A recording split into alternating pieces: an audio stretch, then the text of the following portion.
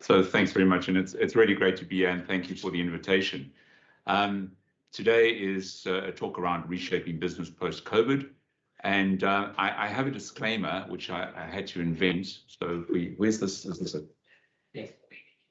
Here we go. This one rather. Okay, wrong one. There we go. Multiple. All right. So I have a disclaimer, and I had to put this up for everybody just to make sure that we start off with the right place. I'm going to read it to you. It says, I cannot guarantee that you will agree or disagree with my presentation. On a best efforts basis, I shall meet the expectations of the conference organizer for a short, punchy and thought-provoking engagement on a topic that cannot be done in 15 minutes. However, anything I say is my bad and should not be assigned to the organizers or as a senior executive, the Banking Association South Africa, as a director, the Centre of Excellence in Financial Services, as a representative of the SADC Banking Association, the International Banking Federation, Business Unity South Africa, NEDLAC, the Financial Sector Contingency Forum, my pension fund administrator, medical aid, and all other institutions that were not intentionally ignored or implied that they were not relevant in the time I did this.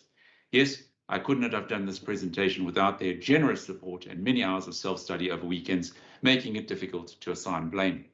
So I know it sounds ridiculous, but the reality is that as we've become free from COVID-19, we've broken all the rules. In this process of being forced to survive, we've had to reinvent some of the rules that our companies expect of us. And we'll get back to it a little bit later. There we go. So in trying to discuss where we're going to go to with you, what I'd like to do is tell you what I wanted your takeaways, so that if you do fall asleep during the course of this, you at least know what direction we were taking. So the three takeaways are: the future is still being crafted. It's not static. I mean, that's not rocket science, right? The second takeaway is the role of the sovereign will not be undermined, and that's a very important message. And the third takeaway is the individual will eventually have to decide what future that they want. Here's a starting point to have this conversation. And this is my words, so you can quote me if you want to. You can adjust it whatever way you like. But basically where we are at the moment is where we are as a country today is precisely where we want to be. It's not by accident. It's by design. It is the sum total of all the decisions we have taken, individually or collectively, either as government, as business, or as citizens. If we did not want to be here, we would not be here. And why that's important is because when we start looking at COVID-19, it's very likely as South Africa, we're going to use this as an excuse rather than an opportunity. So here's the first message: the future. It is still being crafted. I mean, when I look back at March 2020, when we began talking about the loan guarantee scheme, and when we were talking about how we're going to help our customers who are borrowing money from us, I remember the conversations were around sort of 3 months. Now here we're talking about when does post-COVID start? I don't think there is such a time. I think we're already in post-COVID. We're now immersed in COVID and we understand it. So I don't think there's going to be a start date. So I think we need to make sure that we understand that. There are two elements that kind of predate COVID-19. They are the environment and the fourth industrial revolution. And what's very important when you look at each one, I mean, in the environment, the sort of conversation has moved from my image of environmentalists or activists in their sort of World War II gas mask and a waving a flag to world leaders sitting around the stage of the G20 and instructing their standard setting authorities to make changes necessary for our future. When we look at how it's been embedded, I mean, let's take a look at somebody like Sweden. 70% of all new car sales are electric vehicles today. And not a long time ago, not so long ago, we were talking about ethanol as replacing diesel and petrol. We talk about solar and wind power. In a country like South Africa, we understand that. But solar and wind power has moved from just individuals in their houses and farmers to actually being adopted at scale by proper organizations and big companies. And of course, in this, as we move away from Eskom to other environments, this cross-subsidization of our dual economy becomes a little bit of a problem.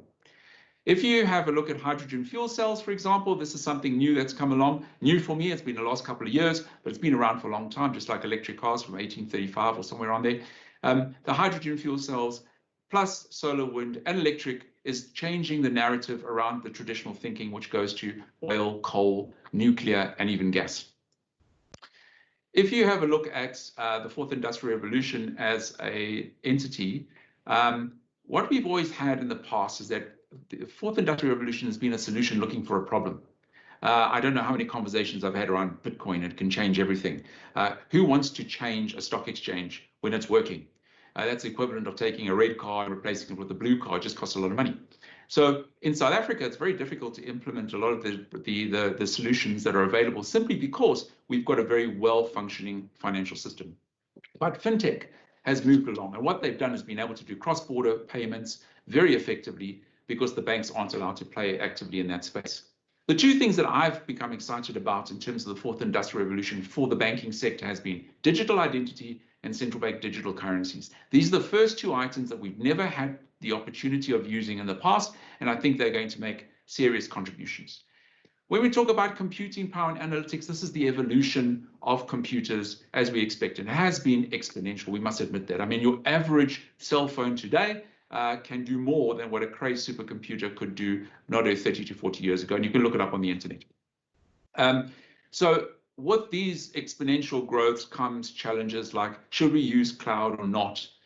We have all these requirements for localization. We've got open banking, which incidentally is moving from open banking to open data, as in all regulated entities will now have to do open banking. Cybersecurity, another challenge. RegTech, SUPTech, market conduct and customer protection has always been there and will be there. And of course, the elephant in the room is big tech. So when we look at the sovereign, and the warning that I gave was, do not undermine the sovereign. If we look at what happened with Bitcoin, basically what it did is it challenged the ability of a country, of a sovereign, to actually issue its own currency and to control that currency's movement. That is where you've seen a lot of cryptocurrencies facing a bit of a challenge, because why? Look at Facebook Libra. Facebook Libra was announced some time ago. It was supposed to be this new thing. It was going to be even better than anything before. And what has happened to it? It has gone quiet. Why? Because the Financial Stability Board and the Basel Committee on Banking Supervision have had conversations with Libra, and I believe it's going to be launched this year in a completely different guise. The word cryptocurrency is no longer vogue. It's now crypto asset. Currency actually means it has to be fiat.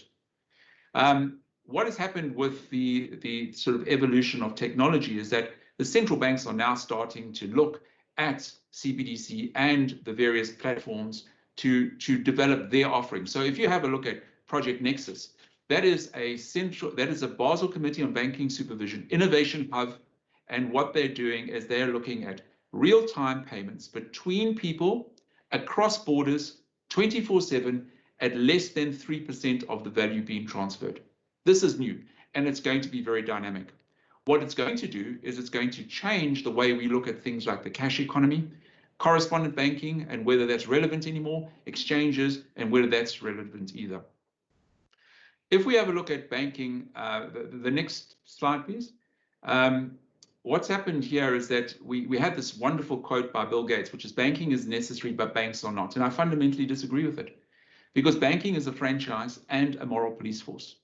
And the reason I say that is, as a franchise, it's nothing more than a fast food outlet. What do? You take your capital off to the franchisor, you purchase the franchise, you get the rule book, you go back and you establish it, and you run your business, if you're making burgers, according to the rule book of what's been provided to you. If you think about the banking industry, the government has to be able to distribute its currency through something. They've chosen banks, that's why they regulate them. They must be able to manage the inflation rate to provide stability to their currency, and they do that through monetary policy.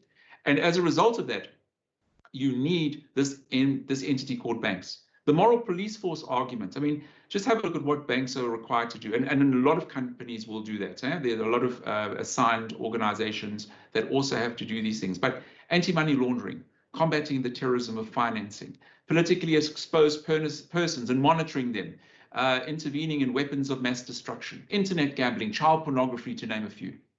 And from this franchise, we are allowed to keep the profits, and those profits there are allocated to things like financial infrastructure, such as exchanges, building payment systems, and so forth.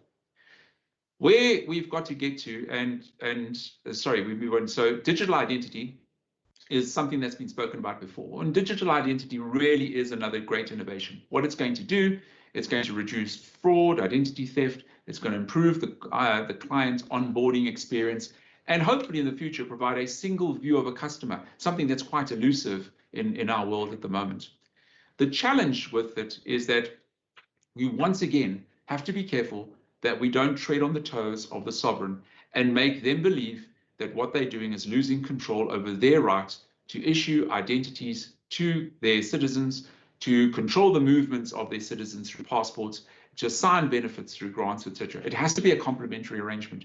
And as a result of that, we need to work with government very carefully to make sure that our governments don't run ahead, that they adopt best international practice, and that the industry works with them and travels that journey with them for all of these all of these technologies.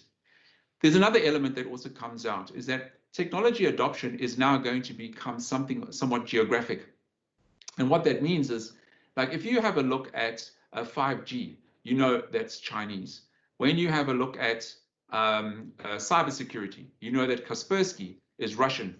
And we've got to make sure that when we put all these things together, that we are not insulting one jurisdiction against another jurisdiction, because ultimately what's going to happen is these are the economic wars that are going to be fought out in the big economy, and we as a small economy have to make sure that our alignments are correct.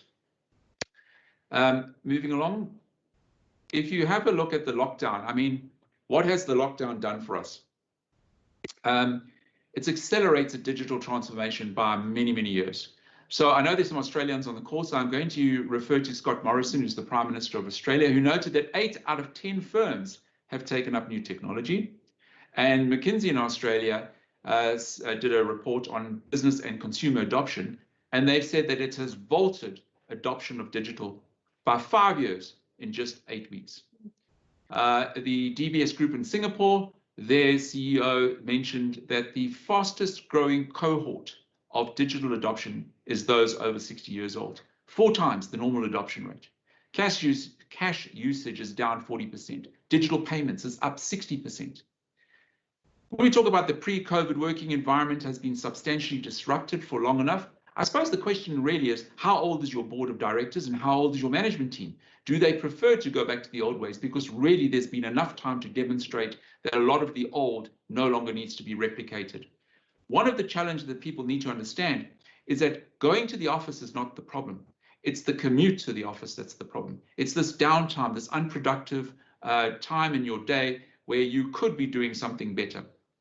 And we have to understand that. And as a result of that, we're seeing a lot more organizations going towards convening centers. They're looking at spaces to collaborate and even private time. So if you're at home, you can't actually get around to finishing a piece of work. You can go somewhere to immerse yourself in that work only. From there, I mean, here's a question for you. I mean, who wants open API? Every time we talk about open API and we talk to people about whether they're prepared to give their their information to a third party to give them better value-added services, the majority are scared to do so. And I'm really interested to see where it goes to in terms of whether it's government driving it or whether individuals are in actual fact going to benefit from it. On the next slide, I mean, we talked about how ridiculous my non-disclosure is, but is it really relevant today? Are we going to move to a personal brand? In other words, here we have companies, they want to control every aspect of their employees' lives. Even with artificial intelligence, it may not be possible to do so. So are we going to move to a reliance on a duty of care and an apply or explain methodology where you're viewed as a consultant, where you've got the freedom to lead but must respect that the brand needs to be insulated? So simple questions around personal brand. I mean, will performance be measured in relation to a bonus, or are we looking at continuous learning and agile work? Moving on ahead. My last slide really talks about fourth industrial revolution, and many countries have taken environment and 4IR and used it as a driving force in their economies. In South Africa, we're looking at COVID to revitalize, the vaccination program to revitalize our economy. What I want to do is take you to this WEF excerpt, and if I can read it out to you. It says, by 2025, the time spent on current tasks at work by humans and machines will be equal. 85 million jobs may be displaced by a shift in the division of labor between humans and machines, while 97 million new roles may emerge that are more adapted to the new division of labor between humans, machines, and algorithms. And for those millennials, that's a net 12 million. You don't need to use your cell phone. So, so South Africa, we recognize, has a dual economy, right? And what we need to do is to recognize the dual economy, establish the social compact, because the social compact is between government, business, and individuals. And we always have individuals as the victims, we have government as the savior, and business as the problem. The reality is we can no longer carry on having a situation where you've got education where a cohort of matriculants will come out of matric, where more than half of them can't achieve 30% in maths. That's not a digital economy.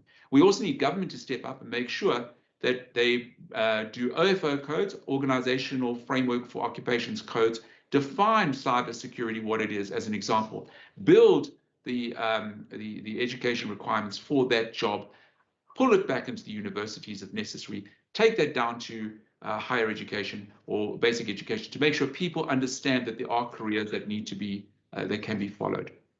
And my last slide, I leave that with you because that's, I think, where a lot of us are going to grapple, which is we need to stop thinking about the past. Thank you. Thank you, Mark, very much. So our next speaker is going to speak to shaping business post COVID-19. Isn't that a nice thought? I think some of us are beginning to think there's never going to be a post COVID-19. Is Johan van Graan, and if I could just get up his bear with us, folks. Virtual conferences, what I love them. Johan, where's Johan? Can you see me good? I can see you there. I've got to talk about you first, though. Okay. Oops, wrong. Let me go back. Sorry, guys. We're both working on this together. Right. Okay. Johan, there you are. For the benefit of those in the audience, Johan is the Chief Risk Officer of Vodacom, and he's responsible for compliance, enterprise risk management, forensic services, business continuity management, security, and first-party insurance. He obtained his CA in 1989, and 5 years later, his CIA. He was born in Petersburg and is married with 2 daughters. Johan started working for the Vodacom Group on the 1st of October 1997. Sure, that's almost 24 years ago. After having spent time at PricewaterhouseCoopers as Senior Computer Audit Manager and the University of PE as Associate Professor Auditing. He's a dive master. I'm a very keen scuba diver who's done over 450 scuba dives so far. His other hobbies are computers, cricket, rugby, and reading. Johan, welcome to the conversation. We very much look forward to what you have to say, what your take is on how businesses should or ought to look post-COVID-19, or as we're still living with the ongoing waves of it. Thank you very much, Winnie. Maybe just the reality, and I chose it with a certain one. For me, it's where the businesses is going to adapt to their employees really working from anywhere. So although I am sitting in my office at home, I really could have just as well have sat where this photo were taken in Palabova on the front porch of a lodge. My daughter was there last year when she consulted to Fosco, because I think that is mobility is most probably the biggest aspect from COVID. And then the other interesting one, I'm wearing a golf shirt. I know in our virtual world, there's people that are uncertain today on the course that's still in their pajamas. So that's the other change that that only the future will tell. I only have 3 slides, and what I thought when I say shaping business past COVID, I agree with Mark there. I think we COVID is gone, and COVID most probably we're past COVID when we went from lockdown 3 to from 4 to 3 or something like that, and I decided just to take it home to Vodacom, and we were lucky in the sense that as a purpose-driven organization, we had 3 pillars: a digital society, we wanted inclusion for all, and we want to improve the planet. In some of the discussions today, and I also like some of Mark's one is there, all 3 of those items come out. And for Vodacom and for telecoms in general, I think COVID was God sent. It was an opportunity for us to pivot and advance. And it was very easy for us, and we did it relatively quickly, to say that here is that opportunity to enhance that digital society, to make certain there's affordable internet for all. There's digital solutions that will transform lives, that there is financial inclusion for that. And then also where we want to include all the youth, the women, education, and when we are talking across Africa here is that in many instances, the only means of communication or access to information is by way of a cell phone.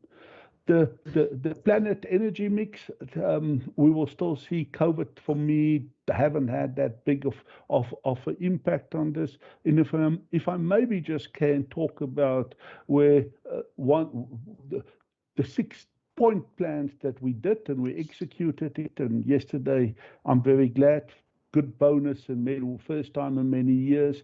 I don't think there's many other companies that can say it. We announced our results yesterday, but the basics was expanded coverage, where we were able, in all 5 markets where we operate, get additional spectrum from government. And this is where things happened in COVID very quickly compared to normal. Government moved very, very fast. And I hope that's one of the things that would stay. And businesses also reacted to that, because for the rollout, the amount of money that we spent on infrastructures was about R1 billion that we spent in 4 weeks to be able to expand our footprint and give people the ability to be able to talk. We also accelerated our support, and this is going back where education and health is many of those, and want to see where it get with that we may have a society where children may be able to don't walk 10 kilometers to school every morning and back, but if they have the coverage, they can attend virtually. And also in the medical field, where with 5G and all of those, where we can have that virtual consultations. This is one thing that COVID has taken away, and proven that doctors can consult virtually. People were afraid to go to the doctor for COVID. We will see whether that will stay and then expand. Enhanced digital accessibility, that is one of the features that were there, that we were able to bring it out.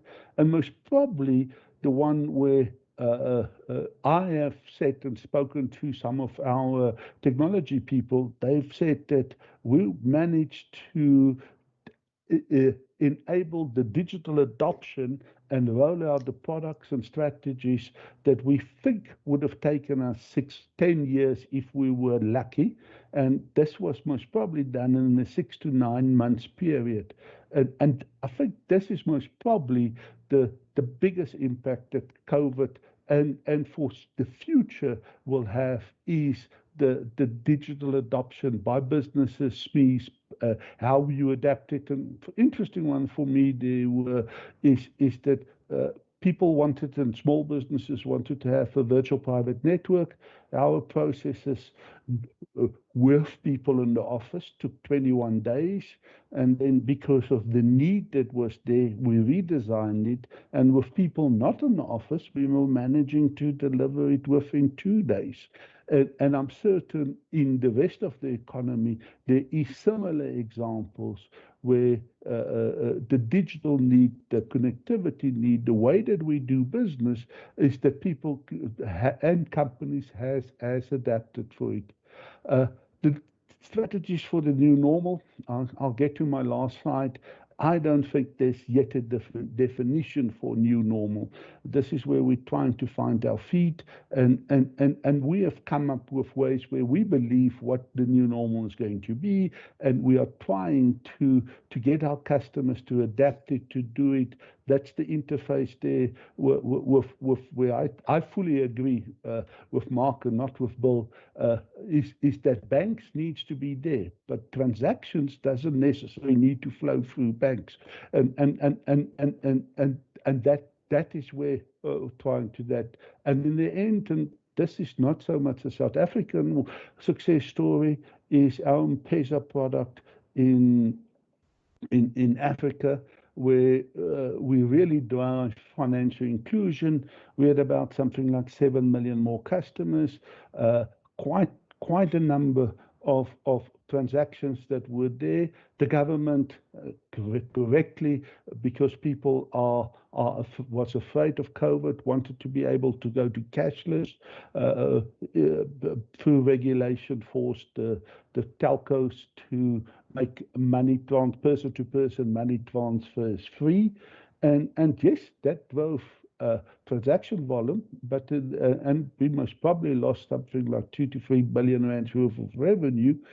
But the market share, the adoption that's there, and the number of people that included it. Maybe just out of a pure interest, if I just can go back to number 2, where we talked about assisting governments, is that with zero rating, specifically education sites and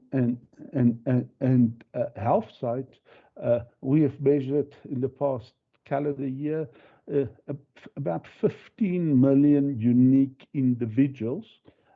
Yes, they may have used a cell phone and a computer, but it was IP addresses that accessed and made use of our zero-rated sites that we've provided.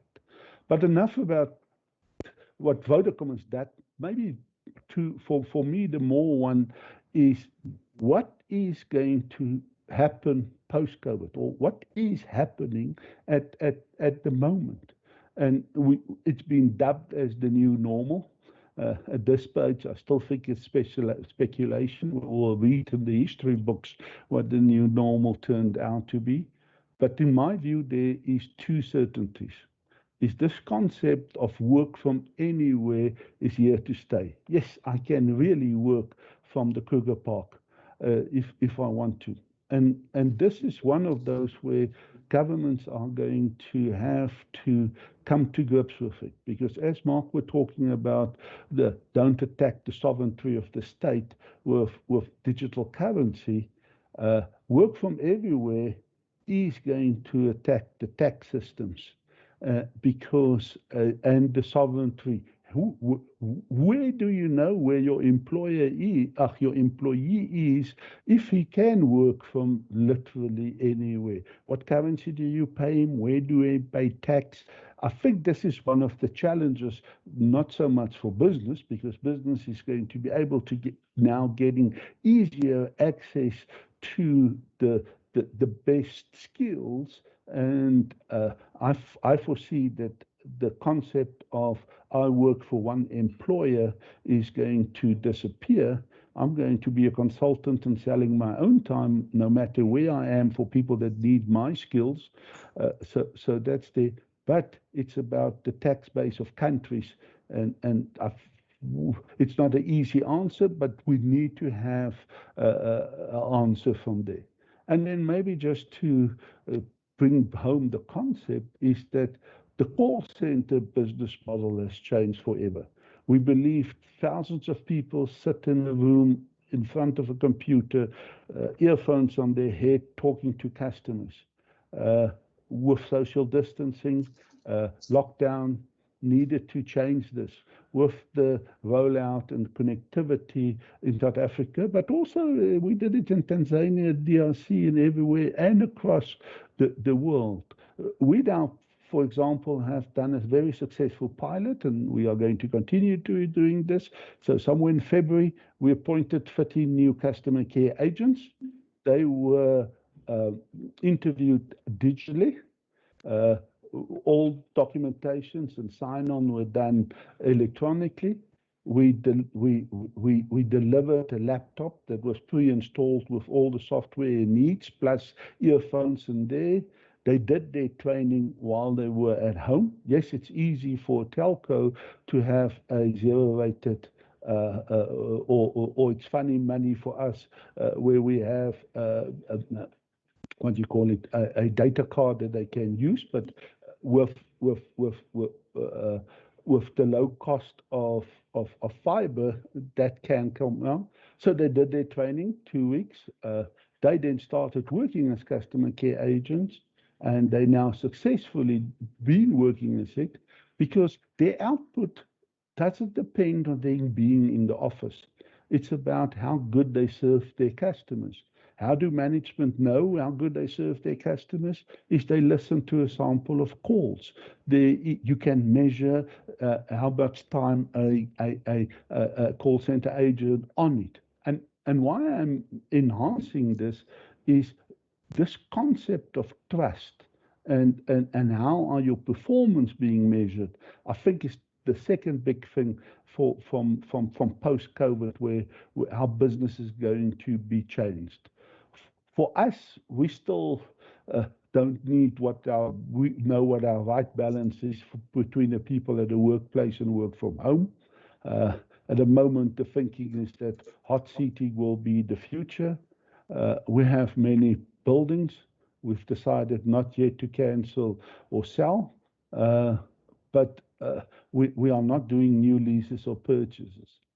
And if you want to look at, and I've touched a little bit to those, is the two big dependencies that I see it is, and Mark touched it also on it when he said, how old are your management on your board?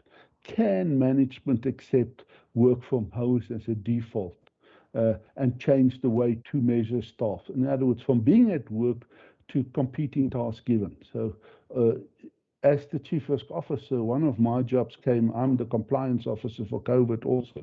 And in the beginning, there was huge pressure for people to come back to the office because they're not productive. And in the end, I challenged the C-suite to say, it's not about whether they're productive, it's whether you are measuring correctly. Somebody that are at the office that don't work at home, when he worked also at the office, didn't necessarily work. He was just there, and therefore you need to change your mindset, because in terms of the regulations still, if a person can do his job from home, he must be allowed to do his job from home. And we measure number of people, and we have frontline staff. They need to be there. Only at the moment, only about 10% of pre-COVID times for contractors as well as staff actually come to our about 26 buildings around the country. Yes, we have procedures and things in place to most probably accommodate 60% occupancy, but people are choosing to work from home. They're safe, they're productive. And we need to find that the management way to manage people and then the second dependency that I think it is the vaccine rollout is how quickly it happens, and is it really going to be effective? The science still hasn't proven it. There's the number of people that has been reinfected, the strains that's happening there. And I think the longer it takes, and as we're playing catch up in Africa, the more entrenched work from home will become. So Wendy, that's just some of my thoughts. I enjoyed it, not talking about fraud and digital identity and how to catch the crooks. So thank you to Roy for giving me a non-technical topic this time. Well, at least I could understand you, Johan. Thank you very much. Very interesting perspectives there from two guys that are involved in risk and in strategy and sort of the big picture. I was asked to, as one speaker fell away, to give my input on what shaping business post-COVID should be. I'm not in business. I'm obviously on the other side of the divide. I'm a journalist, but all my thoughts are informed by more than 2 decades of dealing with consumers who've had mostly not great interactions with their service providers across the spectrum. A couple of comments I wanted to make, and please give me your perspectives, Darwin. The first one was working from home and how that immediately changed so much. I'm someone who's worked from home, apart from when I have to be in a studio, since 2004. So it's been my normal for a very long time. And I quickly discovered that my output was much higher, but it was in the days when, it was 2004, it was in the days when I was suspected of possibly, watching soapies during some of the time I should be working. But my output, disproved that, and so everyone grew up and got over themselves and just let me be. But the point is, I've just attended last week. I was up here for the Banking Services Ombudsman's annual report release for 2020. It's annual report season, and yesterday there was, for the first time, a joint annual report by the Ombudsman for long-term insurance and short-term insurance. They've had a soft amalgamation last year. And what came out of both reports were, while the Ombuds office, the adjudicators, very quickly transitioned to working from home. And in fact, they were, in the case of the banking ombud, their adjudicators, very forward-thinking, had already, long before COVID, been allowed to work from home on 2 days a week. And obviously they had to be on a roster system, so they weren't all at home on the same days. But so they had the data, the capability, and the framework and everything to do it, and they very quickly, overnight, went to 5 days a week working from home. But on the other hand, the banks were very slow to pivot, and so while they had their output in terms of opening cases and all of that and investigating shot up last year, they took much longer to close the cases because the banking people in the banks that they liaise with just weren't answering responses quickly enough because they were struggling to cope with this sudden new normal. And it was the same with the insurers. The insurers, ombuds, adjudicators, again, very quick to adapt and increase their output unexpectedly to the delight of the employers. And the insurance people, on the other hand, were not delivering, taking much longer to respond and all the rest. That was a really interesting perspective. What I'd like companies to consider in the new normal and the new way of doing business is to put the consumer at the heart. I mean, your mission statements all say that, but I don't know that that's always the way. We have, very grand, lovely sounding aims and missions and cultures and mottos and all the rest. But from my perspective, and I admit it's a very skewed one because people don't generally rush to tell me about the great experiences and service that they've had from companies, is that there needs to be now a much stronger emphasis on the delivery of customer service. And I don't know that there's that technology is being put there, but in terms of how that interaction is working, how people are being spoken to, there more empathy, more kindness. The banking ombud introduced this above and beyond treating customers fairly. They've created a category, as has happened in other parts of the world with ombuds offices, vulnerable consumers. And in the South African context, that's mostly the elderly, and making sure that they treat those cases slightly differently. Language as well. I've had a bugbear about companies talking to their customers like this. Kindly be advised that, and then say what they want to say, where the sentence works just perfectly without those finger wagging words in the front that actually is quite alienating. It say, we're up here and you must kindly be advised that. And I think now, and you talked about it, Johan, that so many of us, if we admit it, sitting in our pajamas for longer periods than we should, working, at least from bottom down. Winter's coming, I suspect a lot more slippers as footwear in the coming months. I think it's even more inappropriate for us, you know, when we're all getting very real working from home, to have this sort of corporate alienating language going on. So little things where I think there should be attention being put there. It's going to be for your benefit as corporates, because you want your customers to feel warm and fuzzy towards you. Presumably you don't want them to feel alienated. And even if you're telling them that you're really rather cross that they haven't paid, it doesn't need to happen in ways that are, as I say, very alienating, very us and you in tone. And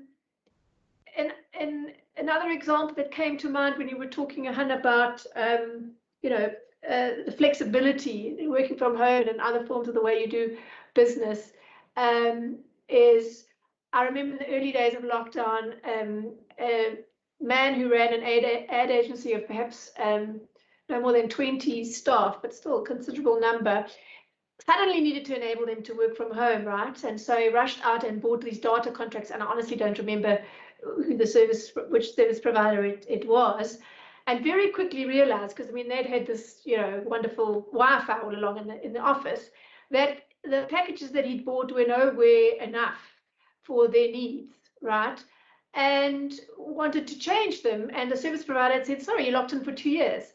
And this is the sort of thing I'm talking about. It was everybody struggling to adapt, and I think there needs to be a wholesale relook at those sorts of norms and protocols when it comes to treating customers, so that we all have a kind of more flexible way of interacting with each other. And one last thing I want to say is, in terms of fraud, since it is a fraud summit, I'm inundated with people who have been victims of fraud. I alluded to it earlier, and now they need to prove to the credit provider or the retailer that it actually wasn't them. And they jump through all the hoops, and then they get told, well, please understand that this was the case of one company who seemed to pop up after the Experian breach last year. We will take 90 days, up to 90 days to investigate. 90 days of their name sitting on the credit, adverse sitting on the credit, the credit record, of being badgered by debt collectors in many cases. Another company told me recently it would take, I think, not quite 90 days, but something like 3 to 4 weeks. That's not okay. Now it's absolutely not okay. So those sorts of barriers to good corporate customer relations, I think, definitely need to be relooked at. I had a very fascinating case of fraud that I've just wrapped up today, but I think I've gone on quite long enough. There is a question, I'm told, from Vernon Muller. Let's see if I can pick it up. Where am I going to pick up this question? Okay. Oh, there you are. Vernon. Hello, welcome. Thank you. Now, I just wanted to emphasize the point that Johan made in terms of working from home, that the success of working from home will be based on performance management. If we can sort out performance management and we put the right things that we need to look out, the behavioral issues that we need to measure, if we can get that right, then definitely working from home will not be a challenge. And to support that, and not to make light of these people that have passed away, but we've recently, in this week on the media, received statistics around there are more people dying working from home purely because the amount of effort that they are putting in. So I don't think the challenge is that if people are going to work from home, they're not going to do their work. I mean, there might be a sense of guilt where you start feeling that you need to do more. And in actual fact, you might find yourself doing far more than what you're supposed to be doing, which then can lead to this challenge of, overworking. So I think if industries, if we as organizations can get the performance element right and measure the right behavior, then working from home will not be a challenge. Thank you. Thank you, Bernal. Very, very valid points there. I've certainly heard it from many a psychologist about that certainly last year in particular, that stress around wanting to prove yourself, wanting not to be the next on the list of possible retrenchments. Mark wanted to respond. So in the concept of working from home, I get it, and I think it's a very important next step. But something we should think about is what that means for people leaving Johannesburg, for example, and moving to smaller towns, taking that Johannesburg salary into a smaller town and investing it there.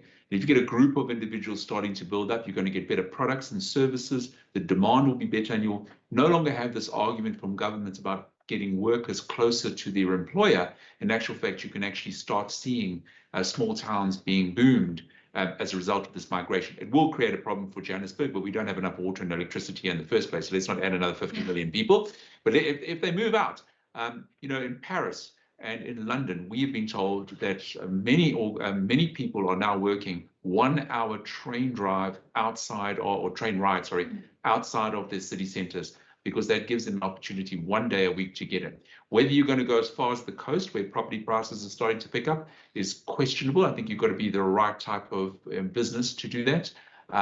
But going across borders is going to be really challenging, because we need to employ South Africans, and to be a South African sitting in Mauritius doing work all day, I'm not sure that the tax authority is going to work out on that one. So thank you. First, we've got to be able to travel. That's the first hurdle. But yeah, down the line, one hopes. But that's the one there that it is, when we now go back to the basics about fraud and fraud prevention and cybersecurity and whatever there, is that we're now finding that we just can't find the right skills for people to support us in the DRC, for example. Yes, it's a Vodacom subsidiary, but we've now, through COVID, has managed it because it's a different management style and work progress, where we now are supporting our operations, and long term, we will need to work out the tax is by skills from where they sit. Maybe just to come back to your concept on wording, it's one of those things. Please. I struggle with. I'm an accountant, so that's easy. Numbers is easy. I have many lawyers reporting to me, and we always argue about what does the words mean and why do you use those things? Why don't you just state a fact? So one of the things that I recently had, I still lecture part-time, my students looking at is last year were on use of chatbots, and there is no definitive scientific study yet, but the uptake for where millennials actually write the answers going back, and you don't have this dear customer, you have hi, is much better, much successful, and that is, and with digital inclusion, I foresee that unfortunately the face-to-face interaction of your customers is most probably the something of the past. And I don't think people all normally realize is that effectively somebody like Vodacom, we have over 50 million customers.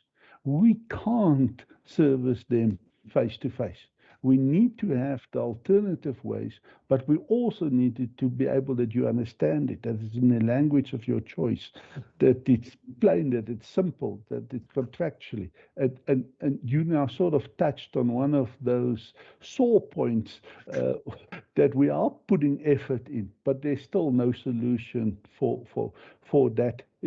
I'm just glad COVID has accelerated definitely the use of WhatsApp services, chatbots and whatever there. Yeah, it allows people, they feel more free to use real language, authentic language, but those templates, when it's suddenly an email, it's the same company and often the same team, they suddenly find the need just to use those crutch phrases, which, it's a disconnect. So I'm very big on, harmonize the way you talk to your customers across platforms, because many of them are crisscrossing platforms. They don't get success in one and they go to another one, and you've got the same company talking about the same issue in totally different ways.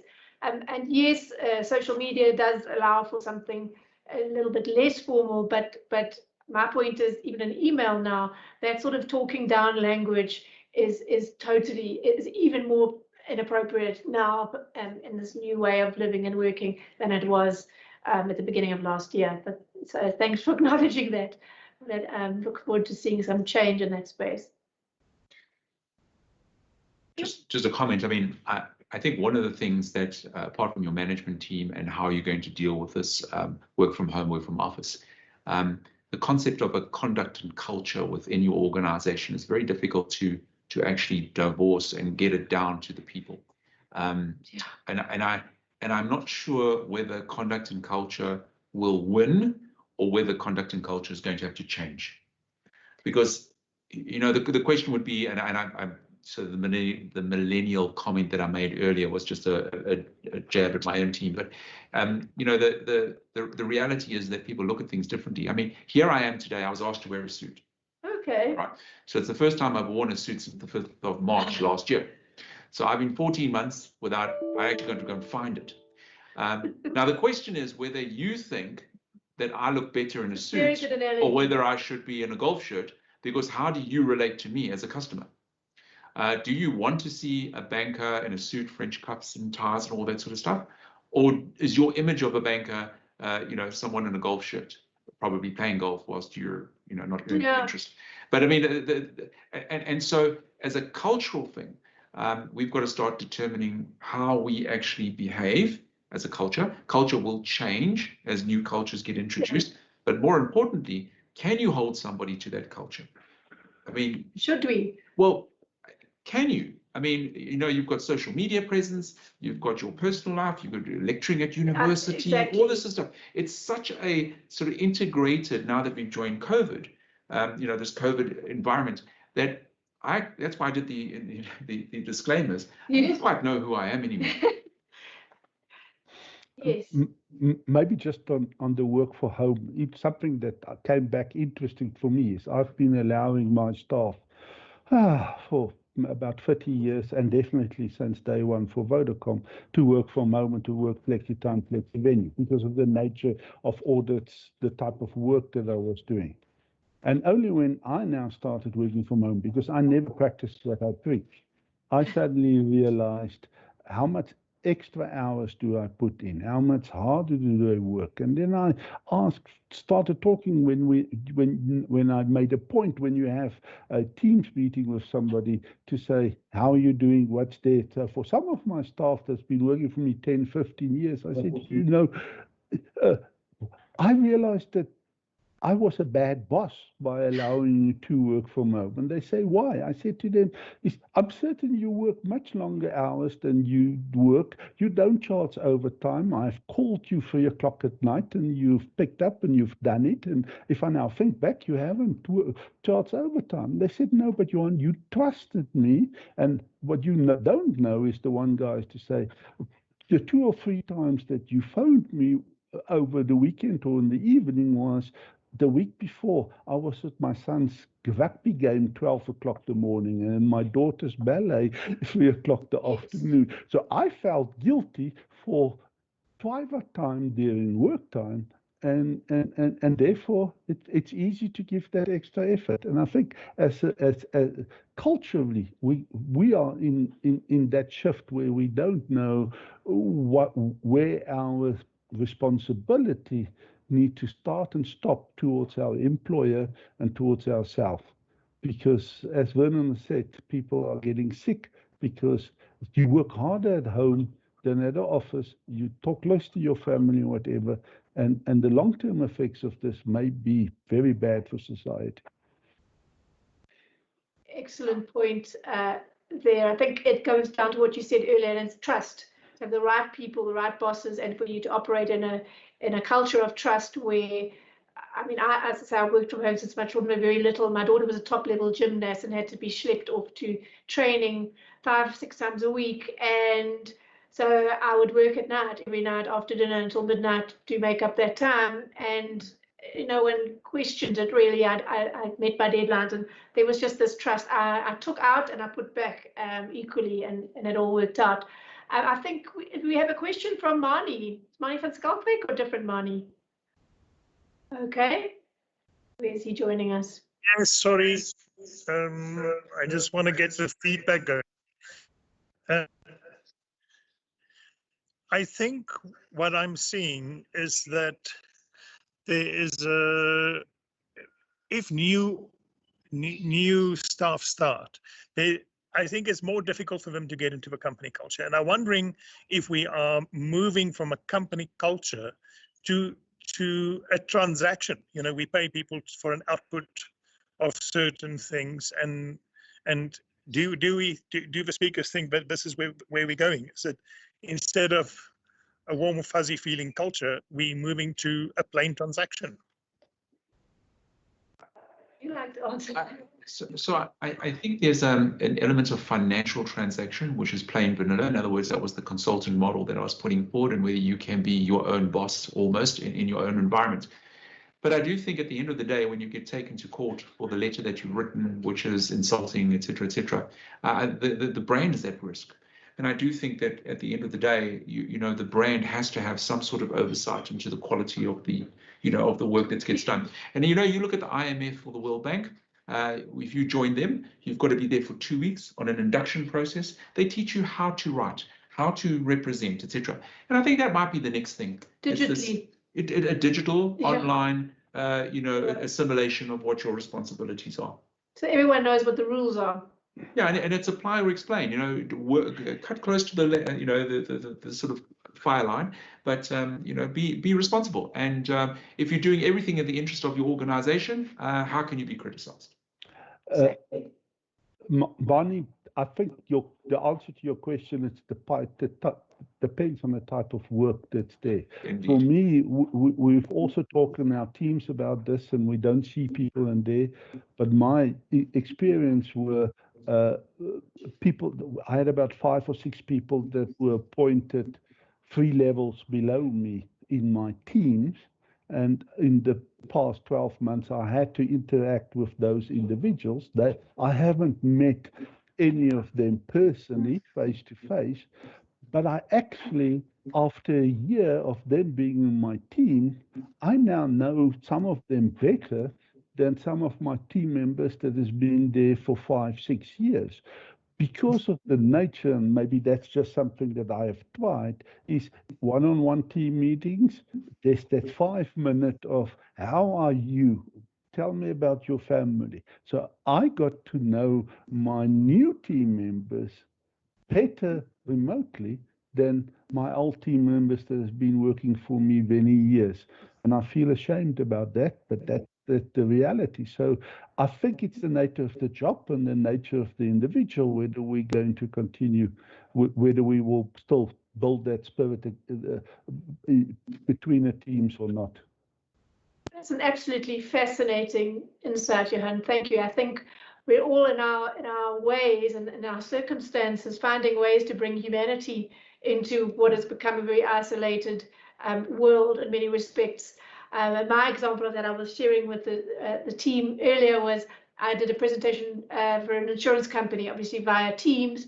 And at the end of it, it was a Friday afternoon, but they put cameras back on, and one guy, everyone was at home, I think apart from 2 of them, had a puppy on a spaniel on his lap, and we were like, oh, is that a puppy, whatever. And then I said, oh, well, I bent down, I said, here's my Fritz, and there was my Schnauzer, and I would never, and everyone else did their own thing with a cat and whatever. And I just thought it was quite alienating because I could get no feedback from them when I was talking because the screen, long story, ticky thing. But afterwards, I got the kind of an interaction with them that I would never, as a presenter, have had in the normal pre-COVID way of me standing up and, you know, in their facility, in their head office or whatever, and doing it that way. So there are always these things to be had. And I think to answer to the suit, I think those of us that are asking for more casual, not casual, but more human, authentic language and interaction, it's a bit hypocritical for us to say, but actually we're not really going to trust a banker or a lawyer if they aren't wearing a suit. They're not going to carry the same gravitas or demand the same respect. I think all of us need to examine our preconceived ideas that were from a past era that possibly don't, or in my view, don't, they are not appropriate for now. So something for all of us to consider individually. Thank you, everybody. Yes, I've been shown watches slightly over. I think it was a really interesting conversation, and I hope our audience thought so too. Thank you so much, Mark. Thank you, Johan. Thank you very much.